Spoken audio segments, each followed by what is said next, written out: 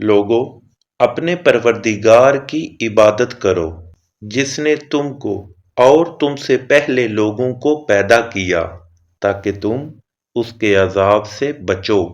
جس نے تمہارے لیے زمین کو بچھونا اور آسمان کو چھت بنایا اور آسمان سے می برسا کر تمہارے کھانے کے لیے انواع و اقسام کے میوے پیدا کیے۔ پس کسی کو اللہ کا ہمسر نہ بناؤ، اور تم جانتے تو ہو اگر تم کو اس کتاب میں جو ہم نے اپنے بندے محمد عربی صلی اللہ علیہ وآلہ وسلم پر نازل فرمائی ہے کچھ شک ہو تو اسی طرح کی ایک صورت تم بھی بنا لاؤ، اور اللہ کے سوا جو تمہارے مددگار ہوں ان کو بھی بلا لو اگر تم سچے ہو۔ لیکن اگر ایسا نہ کر سکو اور ہرگز نہیں کر سکو گے تو اس آگ سے ڈرو جس کا ایندھن آدمی اور پتھر ہوں گے، اور جو کافروں کے لیے تیار کی گئی ہے۔ اور جو لوگ ایمان لائے اور نیک عمل کرتے رہے ان کو خوشخبری سنا دو کہ ان کے لیے نعمت کے باغ ہیں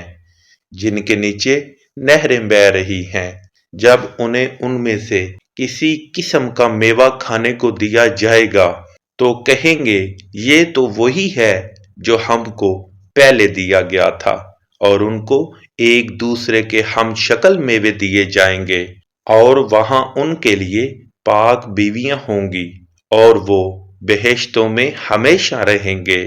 اللہ اس بات سے عار نہیں کرتا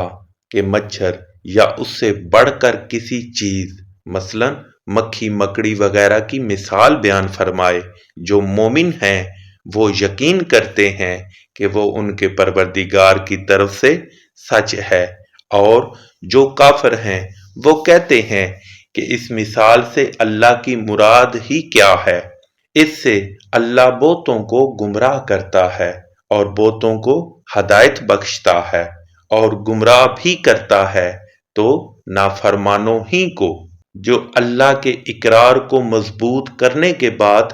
توڑ دیتے ہیں، اور جس چیز یعنی رشتہ قرابت کے جوڑے رکھنے کا اللہ نے حکم دیا ہے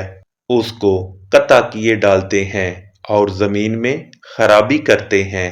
یہی لوگ نقصان اٹھانے والے ہیں۔ کافرو،